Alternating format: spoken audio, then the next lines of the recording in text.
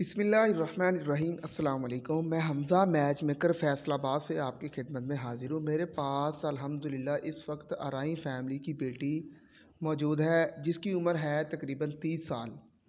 बेटी की तालीम अभी अंडर मैट्रिक है और ये टोटल 4 बहन भाई हैं, 2 भाई और 2 बहनें, जिनमें से बाकी 3 बहन भाइयों की शादी हो चुकी है। इस बेटी की शादी अभी करने वाली है। ये फैसलाबाद में अपना छोटे माना वाला के करीब रहते हैं। बेटी की उम्र तकरीबन 30 साल है, आरई फैमिली है।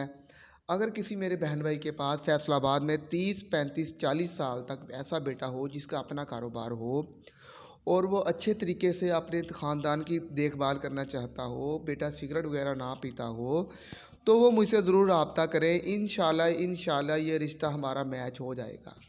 अगर किसी मेरे बहन भाई के पास इसका मैच हो तो मुझे ज़रूर रब्ता करें। बेटा आरई फैमिली से हो, अहले सुन्नत मसलक हो, देवबंद हो तो भी चल जाएंगे इंशाल्लाह।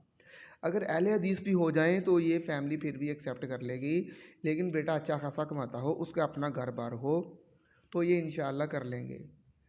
बाकी मालूमात के लिए मेरे नंबर नीचे मौजूद हैं व्हाट्सएप पे, आप वहाँ पे रब्ता कर सकते हैं। हमें दीजिए इजाज़त। अल्लाह हाफिज़।